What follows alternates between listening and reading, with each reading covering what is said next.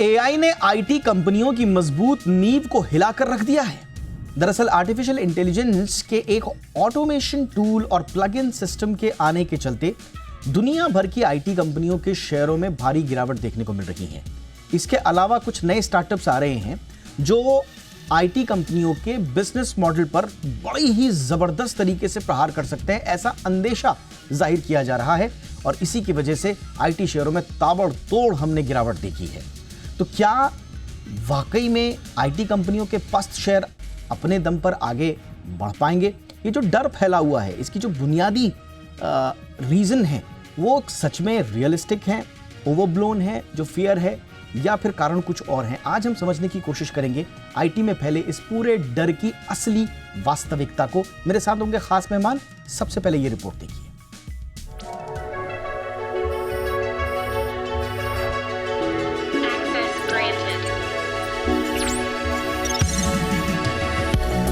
Global market में AI का खौफ आईटी कंपनियों पर कोहराम बनकर टूट रहा है। ये डर दुनिया भर के बाजारों पर हावी है और भारतीय आईटी कंपनियां भी इसके शिकार बनी हैं। आईटी सेक्टर के लिए यह हफ्ता मार्च 2020 के बाद का अब तक का सबसे खराब सेशन साबित हुआ। आर्टिफिशियल इंटेलिजेंस यानी एआई से जुड़ी चिंताओं और अमेरिकी टेक शेयरों में तेज गिरावट का सीधा असर अब भारतीय आईटी कंपनियों पर दिख रहा है, जिसके चलते इन कंपनियों के शेयरों में भारी बिकवाली देखने को मिली है। हालांकि बाजार के दिग्गजों का मानना है कि इस उतार चढ़ाव के दौर में घबराकर शेयर बेच देना समझदारी नहीं होगी।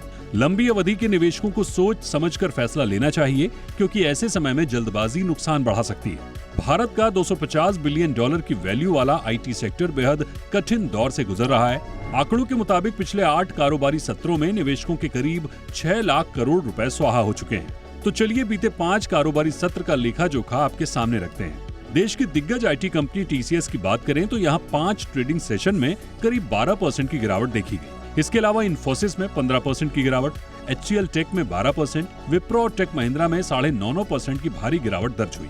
जो आईटी सेक्टर 50 लाख से ज्यादा लोगों को रोजगार देता है, जो आईटी सेक्टर देश की जीडीपी में करीब 7% की हिस्सेदारी रखता है, उस सेक्टर में डर का ये माहौल चिंता की बात है।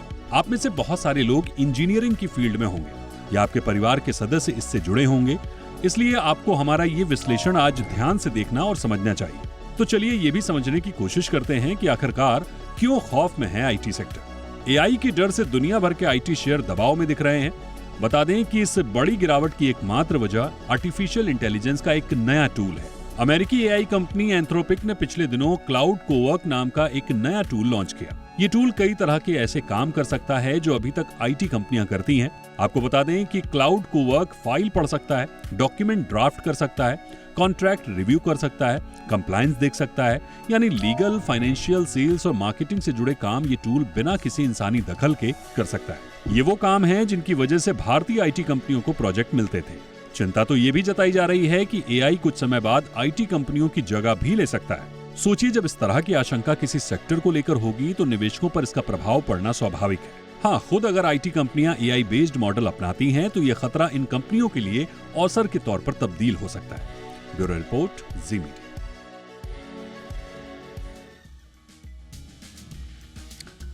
हमारे साथ जुड़ रहे हैं खास मेहमान। स्वागत करते हैं अंकुश सबरवाल जी का। फाउंडर हैं भारत जीपीटी एंड CoRover.ai के। बहुत बहुत स्वागत है। लॉन्ग टाइम अंकुश जी, कैसे हैं आप? सबसे पहले all good, thank you Deepak ji. आप अच्छे हैं, हमेशा अच्छे ही होने चाहिए। लेकिन सर, आईटी सेक्टर के हाल ठीक नहीं दिखाई दे रहे। क्या हो रहा है सर? ये सच में एंथ्रोपिक का ये जो टूल है वाकई में इतना खतरनाक है कि पूरा का पूरा ताना बाना ही बदल दो, खासतौर से इंफॉर्मेशन बेस्ड सेक्टर्स में। फिनेंस, लीगल, मीडिया, सॉफ्टवेयर, जितने क्लाइंट्स हैं आईटी कंपनीज के, कहा यह जा रहा है कि नॉलेज वर्कर्स की डिमांड ही नहीं रहेगी, सब कुछ ये कर लेगा। सच में क्या सर? अब देखो, जो ये टूल है, ये क्या जो हमने सॉफ्टवेयर बनाया है उसको खराब कर रहा है क्या? खराब तो नहीं कर रहा है, डिस्ट्रक्ट तो नहीं कर रहा, कुछ बना ही रहा है। तो अगर हम कोई चीज, सॉफ्टवेयर कंपनीज कुछ बनाती थी, तो अगर हमें कोई टूल मिल रहा है कि हम वो सॉफ्टवेयर जल्दी बना दें, तो हमें खुश होना चाहिए, है ना? तो अगर पहले हम कोई प्रोडक्ट अगर 1 साल में बनाते थे, अगर सपोज अब 6 महीने में बन रहा है, चलो 1 हफ्ते में बन रहा है, तो मीन्स हम अपने क्लाइंट्स की ज्यादा प्रॉब्लम सॉल्व कर पाएंगे, ज्यादा सॉल्यूशंस क्रिएट कर पाएंगे। अभी ये जो टूल है, ये तो कोड लिख रहा है, राइट, कुछ प्रॉब्लम सॉल्व कर रहा है, एक होलिस्टिक सोल्यूशन तो नहीं बना रहा। इवेंचुअली शायद बनाए, अभी तो नहीं बना रहा। तो अभी जो सॉफ्टवेयर सोल्यूशन कंपनीज हैं, तो इट मींस अगर ये टूल अगर ये चलता है और चल भी रहा है, इसको अगर यूज करेंगे, अगर हम ज्यादा अच्छे जल्दी अगर हम प्रोडक्ट बनाए अपने क्लाइंट्स के लिए, तो मुझे लगता है हम जल्दी पैसे कमा पाएंगे। नहीं, बट सर आप सही कह रहे हैं सर कि वो परिष्कृत हो रहा है धीरे धीरे। वो पूरा का पूरा जो ताना बाना है एआई का, वो परिष्कृत करने के लिए है, वो अपग्रेड करने के लिए है सिस्टम को। लेकिन जो फियर है वो है बिजनेस मॉडल्स पर, और खास तौर से अभी इन कंपनियों के पास या तमाम दुनिया की कंपनियों के पास जो ह्यूमन प्रीमियम है, वो ह्यूमन प्रीमियम घट सकता है। क्योंकि कहा यह जा रहा है एआई मॉडल्स में जो एम्बेडेड एक्सपर्टाइज है, वो ह्यूमन डिफरेंशिएशन को कम कर देगी, बहुत कम कर देगी। तो भविष्य को लेकर इस बात की चिंता है कि एआई भी अगर एक्सपर्ट लेवल काम करने लगा, तो फिर जो ह्यूमन प्रीमियम है वो कहां रहा? बिल्कुल, देखो, अगर रिपीटेड टास्क है, अगर आप यूजेबल, जब हम सॉफ्टवेयर में शुरू किया था करियर, तो हमें पहले दिन से सिखाया जाता था कि अगर आप कोई सॉफ्टवेयर बनाओ तो वैसे बनाओ विच इज रीयूजेबल, राइट। पहले दिन जब मैंने जॉब की थी तो मैंने ये सीखा था कि सिर्फ आपने सॉफ्टवेयर बना के उसको एक इमीडिएट प्रॉब्लम को सॉल्व करके खुश नहीं हो जाना। So make the software, make the component such way कि बार बार उसको यूज कर पाए, राइट। लेकिन प्रैक्टिकली वो कितना यूज होता था लेकिन इतना नहीं, राइट। फिर से हम नए कोड लिखते थे। तो हाँ, हमें जो, अगर हम सोचें कि सिंपल सा सोल्यूशन बनाना है, उसके लिए हमें एक मीडियोकर एवरेज अगर इंजीनियर लगेगा तो शायद वो एआई बना देगा। लेकिन मुझे लगता है कि we engineers are not just to write code. हम इंजीनियर्स सिर्फ कोड करने और टेस्ट करने के लिए नहीं है, राइट। हम एक अच्छा सोचने के लिए भी हैं, एक अच्छा इनोवेटिव सोल्यूशन। अगर बिना कोड किए अगर मैं एक प्रोडक्ट बना देता हूं तो उसमें क्या प्रॉब्लम है? जैसे हम पहले कोड लिखते आ रहे थे, जैसे हम प्रॉब्लम सॉल्व कर रहे थे, जैसे जैसे नौकरियां कर रहे थे, जैसे पैसे कमा रहे थे, मुझे लगता है बिल्कुल हमें और एफिशिएंट होना पड़ेगा। और हमें सोचना पड़ेगा कि जो ये टूल्स है, let's quickly learn and then start solving problems faster, more, better. तो आपको लग रहा है सर कि कंपनीज ने ह्यूमन एआई कोलैबोरेशन स्ट्रैटेजी थोड़ा लेट अपनाई, या उससे बचते रहे, इसकी वजह से फियर ज्यादा है? अगर टाइम पे कर लिया होता ह्यूमन एआई, क्योंकि एआई वास्तविकता है, आप इससे पीछे नहीं भाग सकते, लेकिन एआई के साथ ह्यूमन का कोलैबोरेशन किस तरह का हो, शायद वो रणनीति बनाने का हमको या तो मौका ही नहीं मिला या तो हम चूक गए। आपको क्या लगता है सर? नहीं, अभी तो शुरुआत हुई है ना। अभी जो टूल बना है, हाँ। तो ये तो अभी ही शायद बना है। तो अगर मुझे एक चीज बताओ, तो ये जो टूल बना है तो एक सॉफ्टवेयर बना है, राइट। तो अगर मैं वही सॉफ्टवेयर, अगर वो अपने आप कोड 100% लिख देगा, तो मैं वही सॉफ्टवेयर यूज करके तो मैं उससे बेटर सोल्यूशन बना सकता हूं क्या? जिस जो वो सॉफ्टवेयर बना है जिससे आईटी कंपनीज आर थ्रेटेंड, तो मैं वही सॉफ्टवेयर यूज करके उससे भी अच्छा सॉफ्टवेयर बना लेता हूं। तो राइट, तो आई थिंक 40, 50, 60% तक जो हम स्पेशली आईटी सर्विस कंपनी में काम करते हैं वो ऑटोमेट हो जाएगा, नो डाउट अबाउट इट। लेकिन मैं कह रहा हूं हम उस आईटी सर्विस को थोड़ा बड़ा सोचें कि we are not just to do maintenance of softwares, right? We are not just to do debugging and code fixing or annual maintenance contracts and business as usual discrete enhancements. I think everyone in India, so whether it's a developer, small company or the large company, इन सबको as a product mindset, problem mindset समझना पड़ेगा कि let us create something big. तो उसमें it is better for them कि उनको readymade code लिखने वाला टूल मिल जाए। बिल्कुल चेंज होगा और हम लेट नहीं है। ये प्रोडक्ट्स अभी बन रहे हैं, इनको मैच्योर होने में भी टाइम लगेगा। अगर जितना जल्दी मैच्योर होगा उतना अच्छा है। हमें थोड़ा माइंडसेट, एग्जीक्यूटिव लीडर्स को, मिडिल मैनेजर्स को, इवन डेवलपर्स को माइंडसेट थोड़ा चेंज करना पड़ेगा कि सिर्फ ऐसा नहीं है कि हमने 5 मिलियन 10 मिलियन का कॉन्ट्रैक्ट ले लिया, हमें कुछ ज्यादा इनोवेशन करनी नहीं, 100 बंदे लगा दिए, वही काम कर रहे हैं। वो माइंडसेट ऑफ कोर्स चेंज करना पड़ेगा। वैल्यू ऐड करनी पड़ेगी अपने क्लाइंट को, वो चाहे हम कोड करके करें, चाहे रेडीमेड टूल यूज करके करें, जैसे Right. भी करें। तो we have to shift our focus from effort based to outcome based. Absolutely sir, तो वो हमें फोकस शिफ्ट करना पड़ेगा बजाय इससे डरने के, तो शायद बात बने। हमारे साथ एक और खास मेहमान जुड़ चुके हैं, तृष्णीत अरोड़ा साहब हमारे साथ जुड़ चुके हैं। ग्रुप सीईओ हैं टीएसी सिक्योरिटी के। टीएसी एक global AI based risk and vulnerability management company है, बहुत ज़बरदस्त ये लोग भी काम कर रहे हैं। और हमारे साथ अशांक देसाई सर भी जुड़ेंगे, फाउंडर हैं। बिल्कुल, अशांक सर अभी जुड़ गए क्या?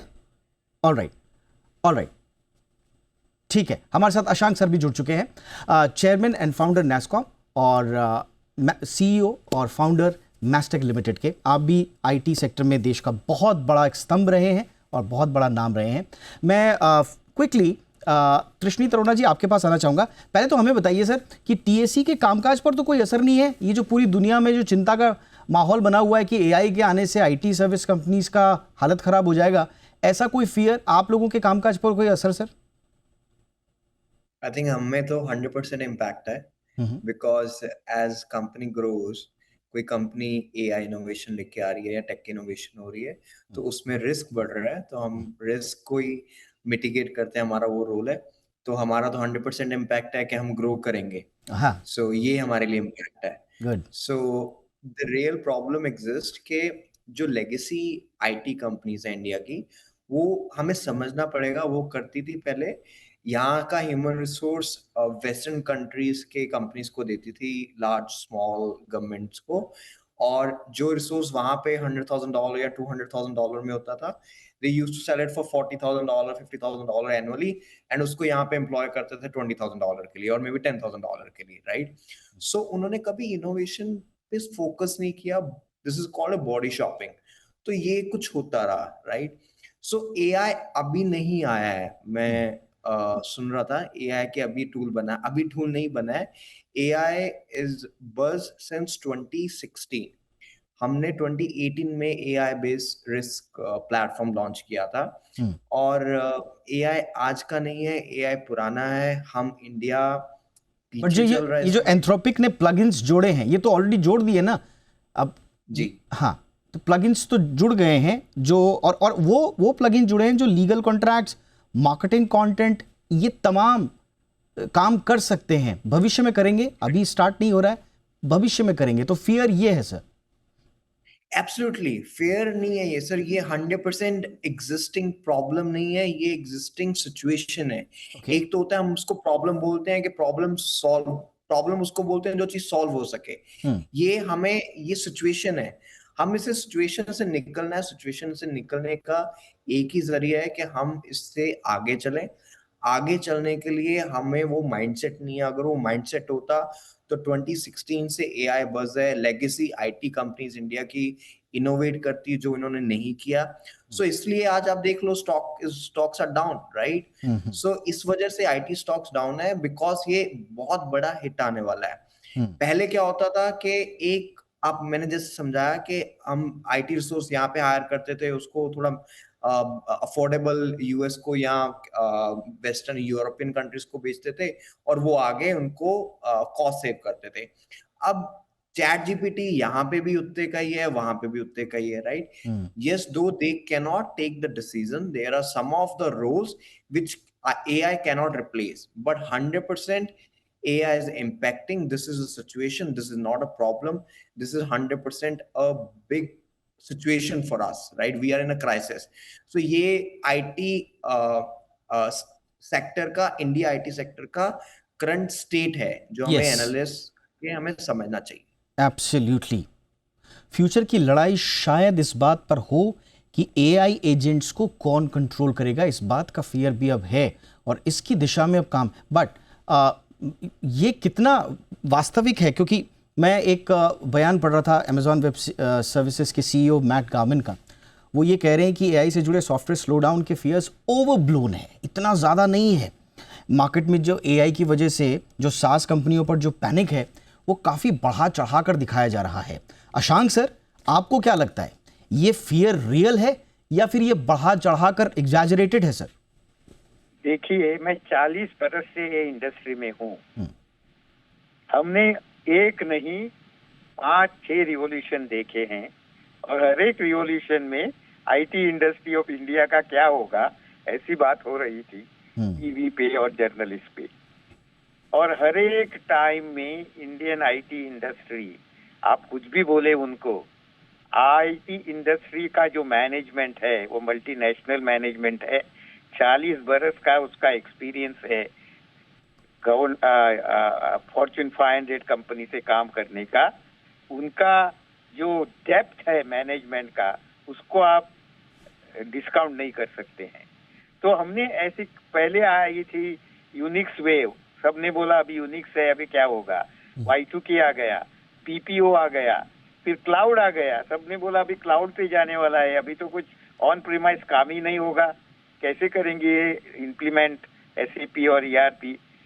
तो एक बात ऐसी होती है कि एक टेक्नोलॉजी फास्ट मूव होती है और होना जरूरी है, क्योंकि हर एक टेक्नोलॉजी में नई अपॉर्चुनिटी आती है हमारे लिए। ऐसा नहीं है कि कुछ प्रॉब्लम आता है, प्रॉब्लम आता है प्रोडक्टिविटी का, प्रॉब्लम नहीं है, वो अच्छा प्रॉब्लम है हमारे लिए। तो ये जो AI है, इसका यूज करना कि अभी सब गलत होने वाला है, ये जी ऐसा जो आपने एटीट्यूड रखा ना, हाँ, सब गलत होगा। नहीं सर हर एक नया टेक्नोलॉजी जब तक आया है 40 बरस में, जी इंडियन आईटी इंडस्ट्री ने एक अपॉर्चुनिटी देखी है उसमें, और उसमें आगे जाके अच्छा काम किया है। तो AI में भी यही होने वाला है। हम Right, अब sir. काम कर रहे हैं ना, अब हम कस्टमर से बात कर रहे हैं भैया। आज ऐसी बात नहीं है कि हम ऐसी आइडिया दे रहे हैं, हम कस्टमर से बात कर रहे हैं। उनका कहना है कि आप आईटी से कॉस्ट रिडक्शन तो होगा कोडिंग का, coding is only part of the work. समझिए आज आईटी में जो कंप्लीट साइकिल रहता है काम करने का, उसमें कोडिंग इज सम परसेंटेज, और वो कम होगा और उसका फायदा कस्टमर को भी होगा और हमें भी होगा। सर आपने आप सर नए एप्लीकेशन आने वाले हैं जी सर, उसका आपने सोचा भी नहीं है। आप जो नए एप्लीकेशन हम बना रहे हैं अभी जी, वो हम सोच भी नहीं सकते थे AI के बिना। अभी AI आ गया इसलिए हम ये एप्लीकेशन कर सकते हैं। अब मैं एक एग्जांपल दे रहा हूँ। हाँ, एक बड़ी कंपनी है जिसका नाम तो मैं नहीं दे सकता हूँ कमर्शियली, उनका इतना बड़ा कोड था ओल्ड, वो कोड नया बनाने के लिए काम कर नहीं सकते थे बरसों से आज वो, मगर AI से अब ये काम हो रहा है और हम कर रहे हैं। तो हमारा काम यूनिट काम कम हो गया है, मगर अपॉर्चुनिटी यूनिट से ज्यादा बढ़ गई है। मैं सर इसी बात को मैं दरअसल पूछना चाह रहा था आपको, सॉरी इंटरप्ट कर रहा हूं।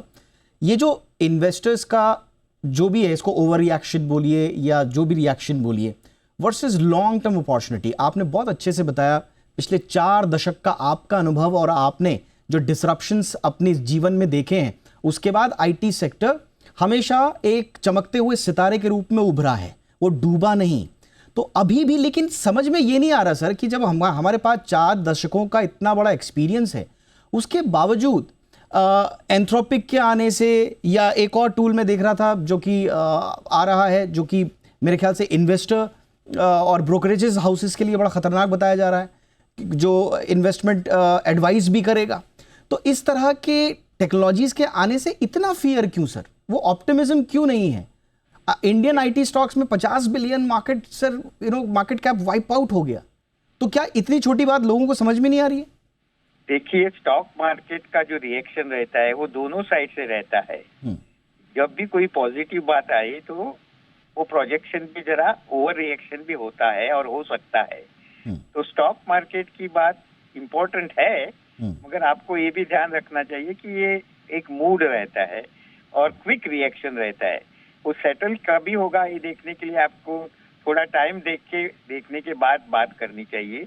1-2 दिन के लिए बात करनी बराबर नहीं होगी, वो एक बात है। दूसरी बात ऐसी है, आज देखिए, ये जो AI कंपनियां हैं, उन्होंने इतना सारा पैसा लिया है, उनके लिए मार्केट कैप बढ़ाना बहुत जरूरी है।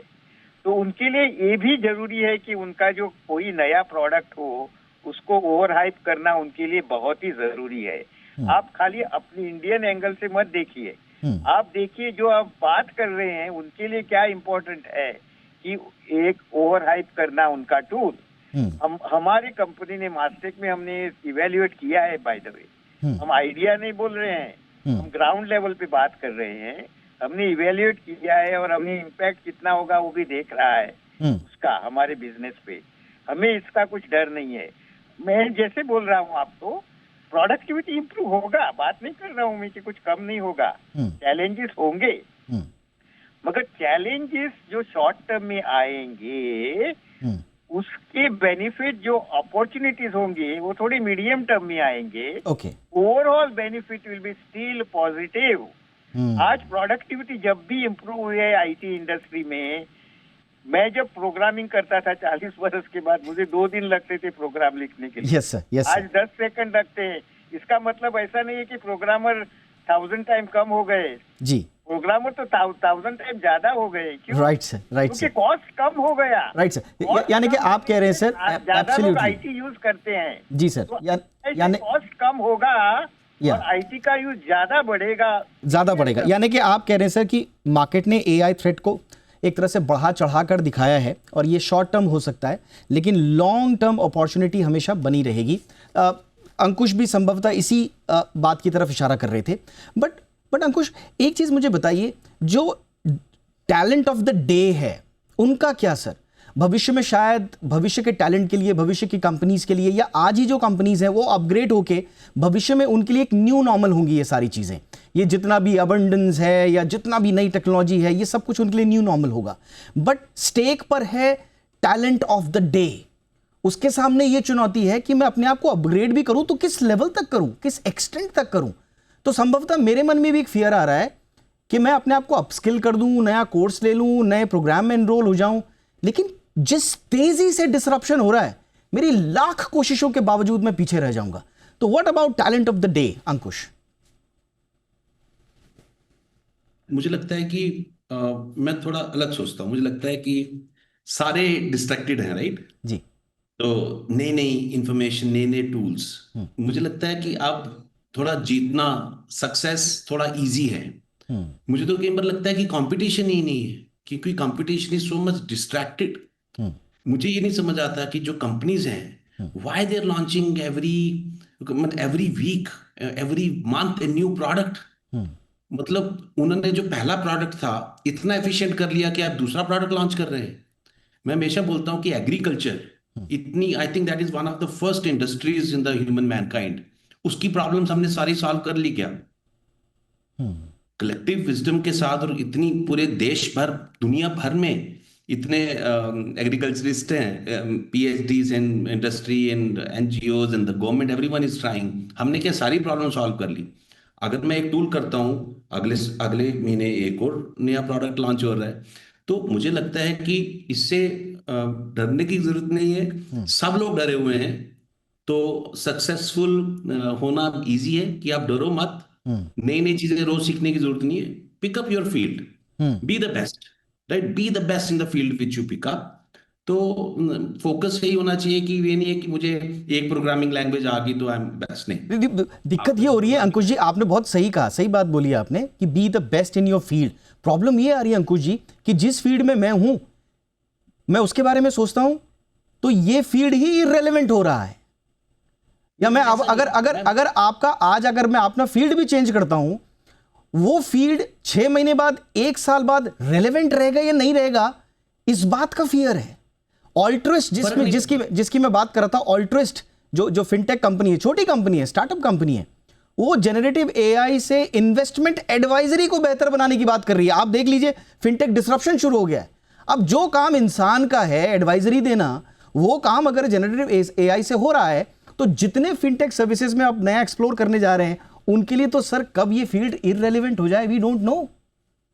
तो मैं थोड़ा अलग से सोचते हैं जी। अभी जितने भी एडवाइजर्स हैं, जितने भी फिनटेक्स हैं, इंडिया की कितने पॉपुलेशन को सर्व कर रहे हैं? 6 करोड़, मैक्सिमम 10 करोड़।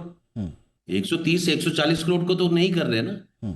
तो अगर इतना इजी हो रहा है एडवाइस देना, सिर्फ थोड़ी सी क्यूरेशन चाहिए, तो हम ऐसा सोचते हैं कि now the less is more.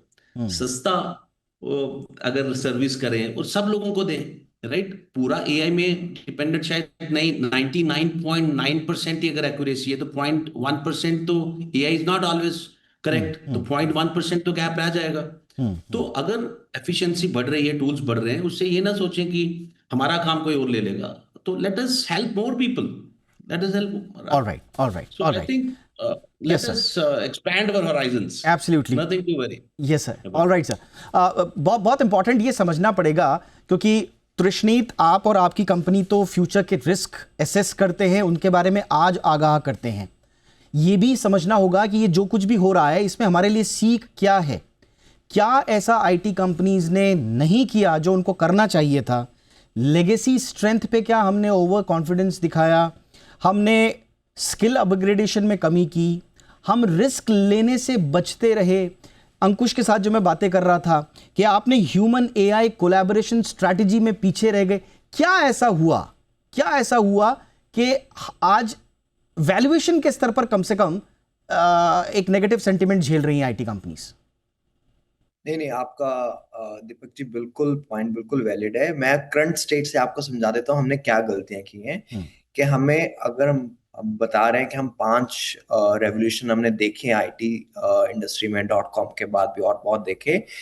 मैं ये नहीं बोल रहा हूँ कि आईटी सेक्टर इंडिया में खत्म हो जाएगा। मैं ये बोल रहा हूँ कि legacy companies will have a big time hit. Indian investor capital market investors are very mature. They know what to and how to behave and when to behave. Their behavior about the market on the IT sector is pretty much valid and बहुत सही है वो. They are mature enough, right? हम 4-5 revolution से अगर गुजरे हैं तो उसमें से हम ये भी देखें कितनी कंपनीज खत्म भी तो हो गई ना उसमें।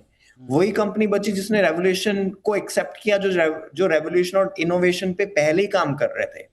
सो मेरे कहने का मतलब है जो लेगेसी कंपनीज हैं, जो इनोवेशन पे फोकस नहीं किया, मैं ये नहीं बोल रहा कि आज इनोवेशन पे आप फोकस करना शुरू करो और आप बच जाओगे। They will have a different risk और they will have a different backup plans, right?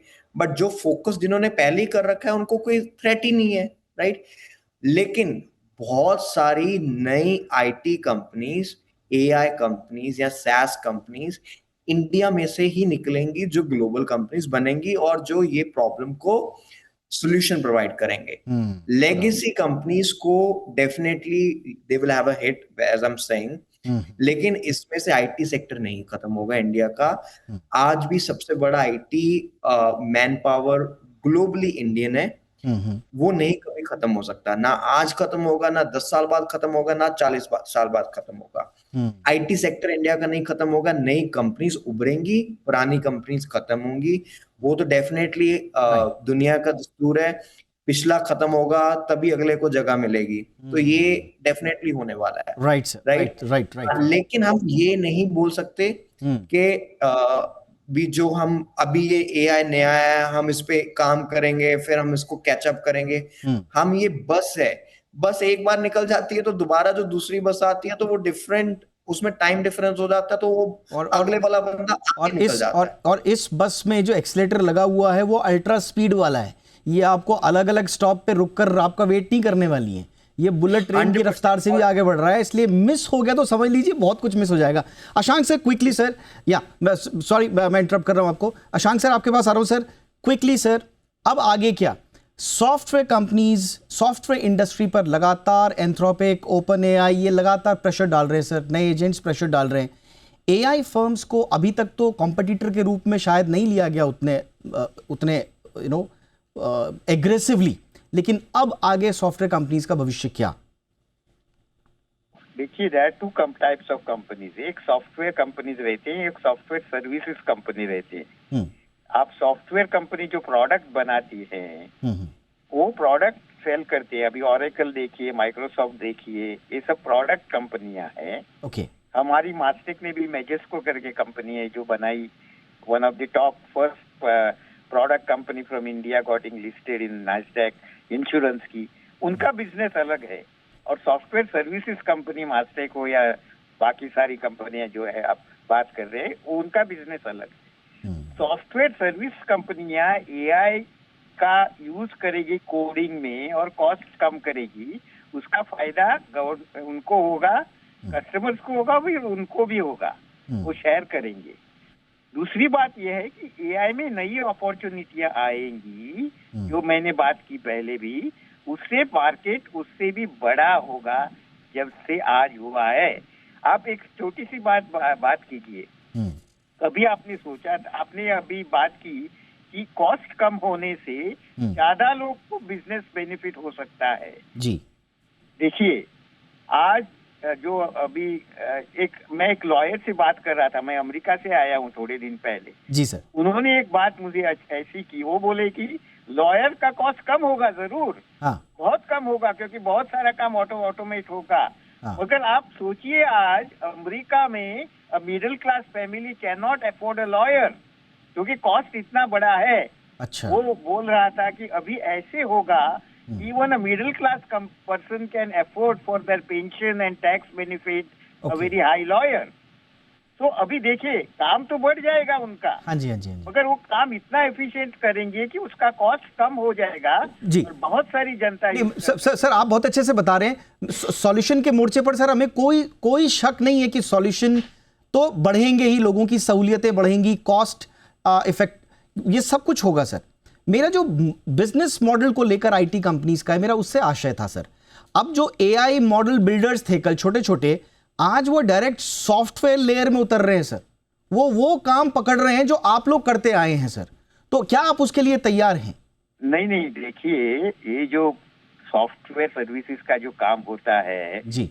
वो सारा खाली प्रोडक्ट कॉस्ट पे नहीं चलता है, उसमें रिलेशनशिप रहते हैं, उनका ट्रस्ट रहता है। आज जो एआई यूज कर रहे हैं आप, हम हमारे कंपनी से बात करते हैं, आज भी बात कर रहे हैं, अभी भी बात कर रहे हैं, उनका एडॉप्शन स्पीड बहुत स्लो है, क्योंकि उनके लिए ट्रस्ट का इश्यू रहता है। उनका डेटा इतना सेंसिटिव रहता है कि आप एआई यूज करके उनके कंपटीटर को पता चला तो उनका बिजनेस खत्म हो जाएगा। तो ये जो बड़ी मल्टी बिलियन कंपनियां हैं, वो एआई यूज इमीडिएटली नहीं करेंगी, उनका एडॉप्शन स्लो प्रोसेस रहेगा। आज आप ओपन एआई देखिए, ओपन एआई का जो रेवेन्यू आ रहा है वो कंपनियों से नहीं आ रहा है, उनका मेजोरिटी रेवेन्यू आ रहा है कस्टमर से, आप और हमसे, हम यूज कर रहे हैं। क्योंकि कंपनियां जो है वो यूज करने के लिए स्लोली करेंगी, नहीं ऐसे नहीं कि नहीं करेंगी। Enterprises go very slow because उनका, आज आपको पता है value of total software in America somebody said is $25 trillion. 50 साल से काम हो रहा है सॉफ्टवेयर में, वो सब सॉफ्टवेयर का कोड पड़ा हुआ है जो जिसपे सब अमेरिका की बिजनेसेस चल रही हैं। जी सर, जी सर। वो एक दिन में खत्म नहीं होंगी, एक बरस में खत्म नहीं होंगी। Right sir. उसका रिन्यूअल करना है, राइट सर, उसका इम्प्रूवमेंट करना है, और नया कंपटीशन आने वाला है इंश्योरेंस कंपनी के लिए। राइट तो सर। नया कंपटीशन एआई से आएगा और इसके लिए उनको भी चेंज करना पड़ेगा, वो काम कौन करेगा? तो आप देखिए जो नया राइट सर, आपकी बातों में सर बिल्कुल सर, आपकी बातों में सच में एक ऑप्टिमिज्म लग रहा है कि जितना ये कुछ हो रहा है, इतना संभवतः उतना ज़्यादा फियर नहीं है जो अमेज़ॉन के वेब सर्विस के सीईओ मैट गार्मन कह रहे थे कि ये फियर्स जो हैं वो ओवरब्लोन है। बट देखते हैं स्थिति, वस्तुस्थिति क्या होती है। अभी तो ऐसा लग रहा है कि काफ़ी ज़्यादा पैनिक भी है, बट ये फ्यूचर किस तरह का होगा हमारे सामने शायद पूरी पिक्चर नहीं है। बट इसी तरह से हम चर्चा करके वो रास्ता कैसा हो सकता है उसको क्लियर करने की कोशिश करते हैं, और इसके लिए आज हमारे तीनों मेहमानों का हम शुक्रिया करेंगे। Ankush Sabharwal sir, thank you so much sir for your time. Prashneet Arora, thank you so much for your time. Prashneet ji, बहुत बहुत धन्यवाद करेंगे अशांक देसाई सर का हमको वक्त देने के लिए। एक छोटा सा ब्रेक ले लेते हैं। ये थी हमारी आज की कवर स्टोरी। एक छोटे से ब्रेक के बाद हम कुछ और खबरों पर बात करेंगे।